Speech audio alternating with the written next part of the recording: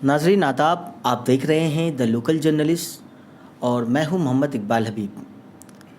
सबसे पहले आप लोगों का खैर मकदम है द लोकल जर्नलिस्ट में। और इस वक्त हमारे साथ मौजूद है द लोकल जर्नलिस्ट के स्टूडियो में मोहम्मद मुमताज़ उर्फ चार चांद साहब, जो कि एग्जीक्यूटिव मेंबर है कलकत्ता खिलाफत कमेटी के और वाइस प्रेसिडेंट है the Calcutta fruit merchant association के।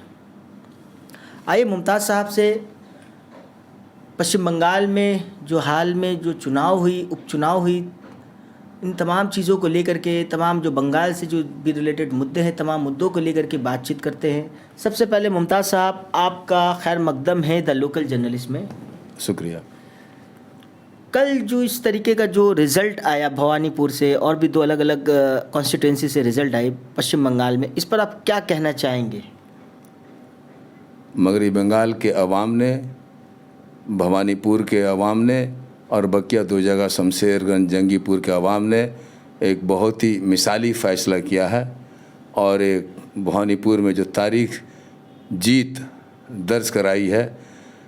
मैं समझता हूँ यहाँ जो कैंडिडेट थे ममता बनर्जी जी, अमीरुल हसन साहब और जंगीपुर में जाकिर हुसैन साहब, जो ये जीत हुई है, ये जीत मैं समझता हूँ कि सिर्फ ये ममता बनर्जी की जीत नहीं है, अमीरुल हसन की जीत नहीं है, जाकिर हुसैन की जीत नहीं है। ये हमारे 9.5 करोड़ बसने वाले बंगालियों की जीत है। ये जीत यहाँ 9.5 करोड़ आवाम की जीत है और मैं बधाई देता हूँ, मुबारकबाद देता हूँ ममता बनर्जी जी को और बकिया जो दो कैंडिडेट जीते हैं उन लोगों को तहे दिल से मुबारकबाद देता हूँ। ये खुशी का माहौल पैदा किया और मैं जहाँ तक समझता हूँ भवानीपुर से ख़ासकर एक रोशनी फूटी है, एक रोशनी फूटी है और इस रोशनी को हमारी हरदिल अजीज वज़ीर आला ममता बनर्जी इस रोशनी को पूरे हिंदुस्तान में फैलाएंगी। वो पूरे हिंदुस्तान में ये रोशनी बिखेरने वाली है।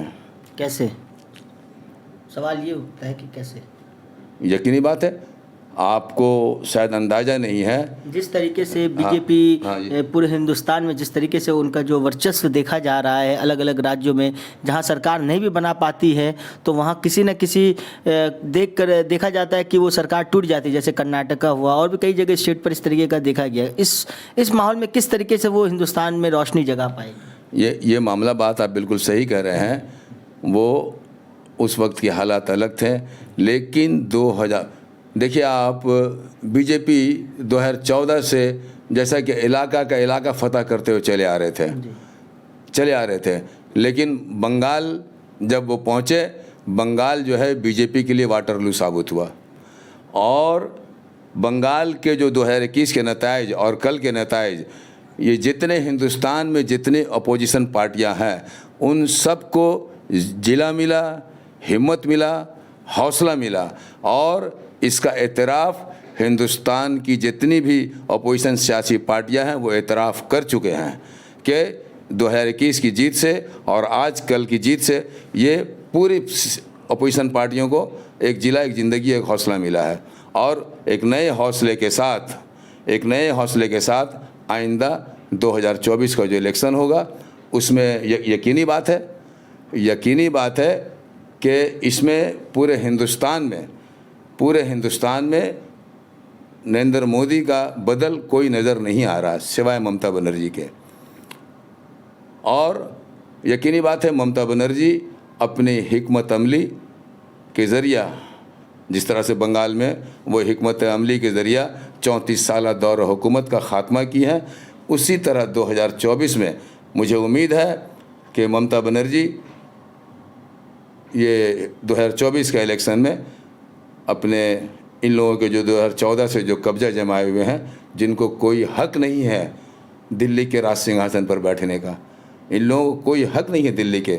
इन लोगों के ज़ुबान में मुंह में गांधी, इन लोगों की ज़ुबान में गांधी और दिल में गॉडसे। ज़ुबान में इन लोग गांधी का नाम इस्तेमाल करते हैं ये लोग, लेकिन दिल में तो गॉडसे हैं इन लोगों के। और ये अवाम आहिस्ता आहिस्ता समझ रहे हैं कि सब दिखावा है।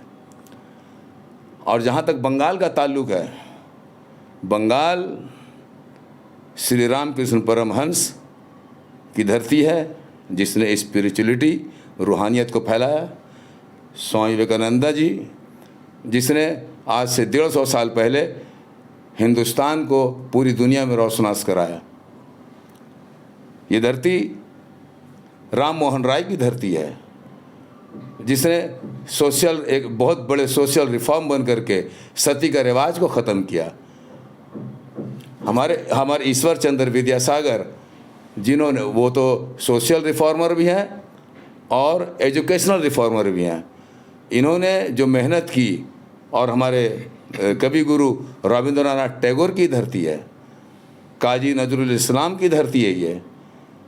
और अगर मैं ये कहूँ कि मौलाना अबुल कलाम आज़ाद की ये कलकत्ता शहर, मौलाना अबुल कलाम आज़ाद की ये कर्म भूमि है, ये यहीं से उन्होंने आज़ादी का सूर फूंका था।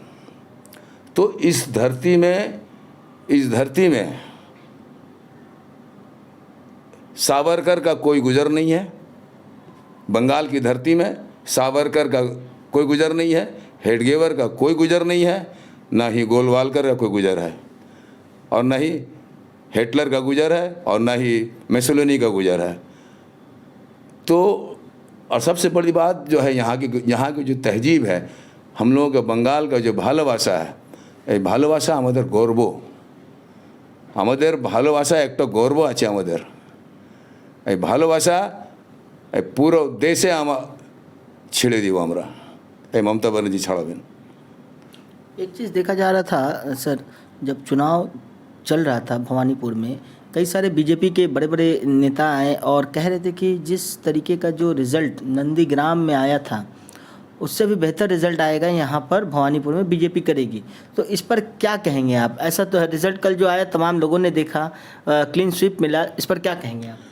मैं ये कहूँगा, लोग कहते हैं, पूरी आवाम कहती है, हर कोई कहता है कि ममता बनर्जी बज़ाहिर नंदीग्राम में हारी हैं। मैं ये कहता हूँ कि ममता बनर्जी नंदीग्राम में भी नहीं हारी हैं। उसे मिशनरीज, सेंट्रल मिशनरीज के ज़रिए उसको हराया गया है।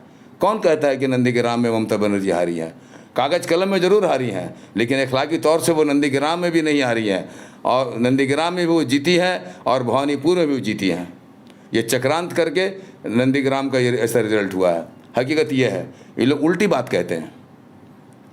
आपको क्या लगता है सर, जिस तरीके से जब जो चुनाव हो रहा था, प्रधानमंत्री का जिस तरीके से जो भाषा का जो प्रयोग कर रहे थे एक मुख्यमंत्री के लिए, दीदी, ओ दीदी, और जिस तरीके का जो गलत अपशब्द जो इस्तेमाल किया जा रहा था एक राज्य के मुख्यमंत्री के लिए, ये सब क्या कहीं ना कहीं जाकर असर किया था पब्लिक के जहन में? बेशक, मैं आपके ही चैनल में एक बार कह चुका हूँ कि ये जो भाषा इस्तेमाल किया है ना, ये हमारे जो बंगाल में जो बसने वाले लोग हैं ना, ये बहुत ही ईगो रखते हैं और बहुत ही बुद्धिमान हैं। बहुत ही बुद्धिमान लोग यहाँ बसते हैं। वो इस बात का बहुत सख्त नोटिस लिए बंगाल के अवाम ने कि ये शख्स एक बंगाली महिला का इस तरह बेइज्जत कर रहा है, तो हुकूमत का आने के बाद तो महिलाओं को तो एकदम बिल्कुल बेइज्जत करके रख देगा। ये तो अपने दिलों में बसा कर रखा यहाँ के महिलाओं ने कि इसका इंतकाम लेंगे हम। ये जिस तरह से एक हमारी बंगाली महिला का जिस तरह से अपमान किया है मोदी ने, उसका इंतकाम लिया है बुरी तरह से एकदम। एक चीज़ देखा जाता है कि सीएम ममता बनर्जी, जो कि एक महिला सीएम है पूरे हिंदुस्तान में आज एक, और देखा जाता है कि ज़्यादातर जो उनका रुझान रहता है औरतों को ही अपलिफ्टमेंट के लिए, महिलाओं को आगे बढ़ाती है।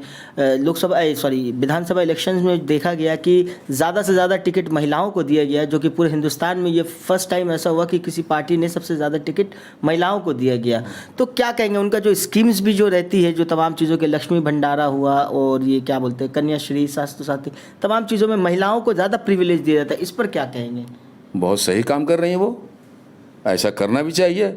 अरे ये तो समझ लीजिए ये एक मिसाल पेश कर रही हैं।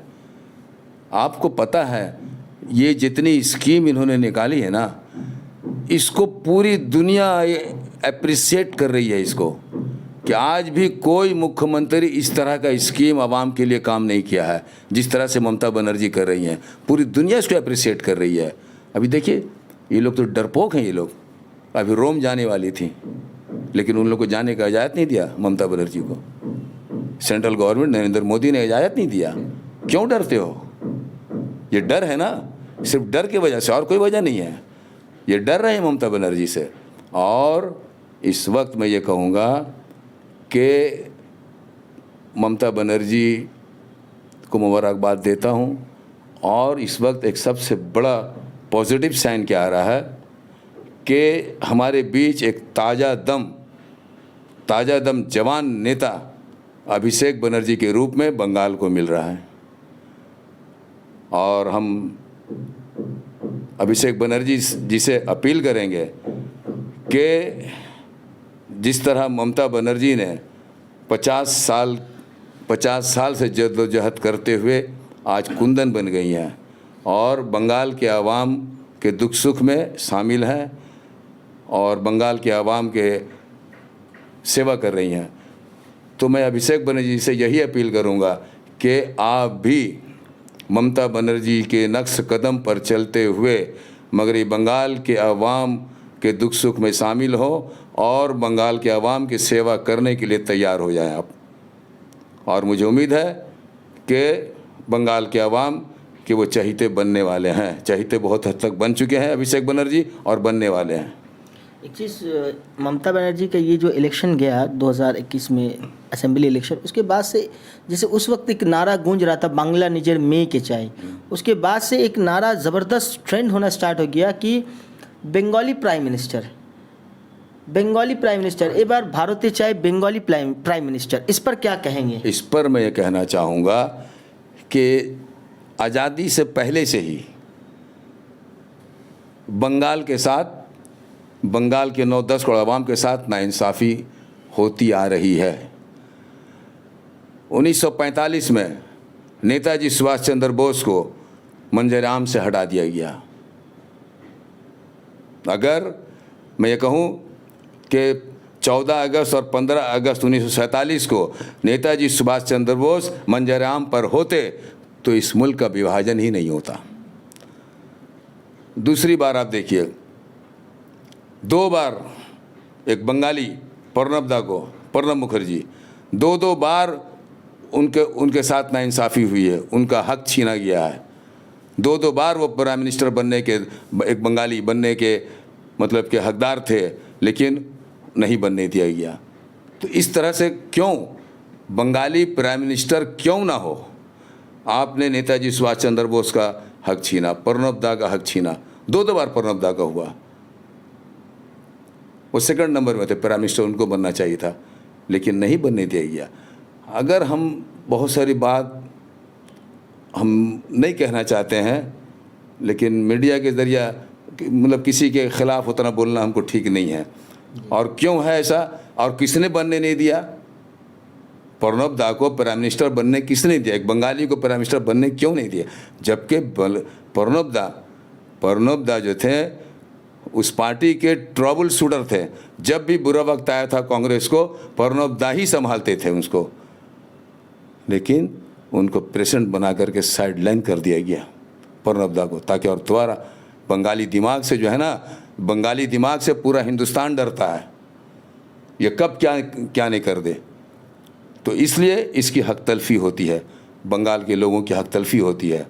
और आज देखिए हम दुआ करते हैं, अल्लाह से यही दुआ करते हैं कि ममता बनर्जी हिंदुस्तान का बागडोर संभालें, हिंदुस्तान का बागडोर संभाले, लेकिन उसके लिए हिकमत अमली तैयार करनी होगी, उसको सही वक्त में सही फैसला करना होगा उनको। 2019 में जो गलती हुई उस गलती को दोबारा दोहराने की ज़रूरत नहीं है, दोहराना नहीं चाहिए। इसलिए कोई भी हिकमत अमली तैयार करें, कोई फैसला करें, खूब सोच समझ कर करना चाहिए। जनता और को हमें क्या उम्मीद है मैसेज देना चाहेंगे बंगाल हिंदुस्तान के बहुत सारे चीफ मिनिस्टर जो आने हैं, वाले रिजल्ट बहुत सारे चीफ मिनिस्टर उन सब चीज़ों को लेकर ममता के आप बनर्जी क्या की कहना हिमायत चाहेंगे? करेंगे। देखिए, क्या लगता है जो अभी कल का जो रिजल्ट अभी का हुआ, जो तृणमूल दिख रहा है, इसके पीछे एक बड़ा रणनीतिकार और जो है, जो कहा 2021 में जाता है जो रिजल्ट प्रशांत हुआ, किशोर के आने के बाद एक तो नया तृणमूल आज दिख से रहा है। 100 बरस ये क्या पहले से लगता है आगे और ये अभी कहा वाले जाता तृणमूल है, में क्या फर्क आपको नजर बंगाल में thinks today, India thinks tomorrow. आज उस तारीख को, उस हिस्ट्री को हम तो कल से फिर यहाँ इसका आगाज हो रहा है, इसकी शुरुआत हो रही है।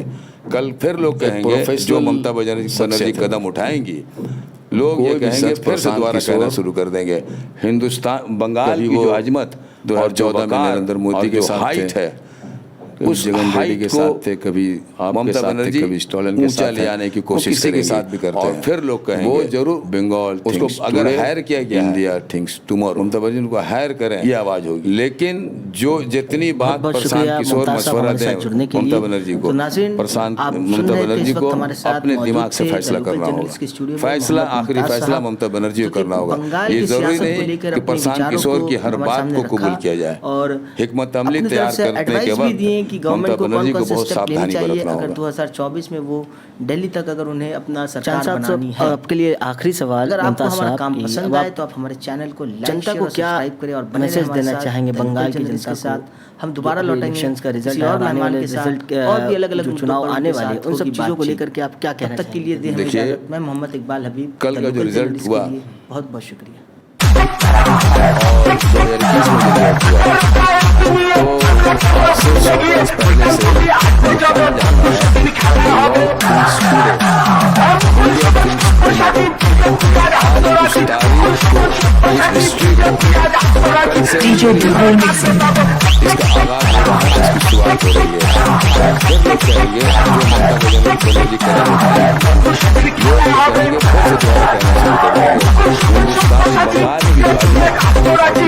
हिंदुस्तान बंगाल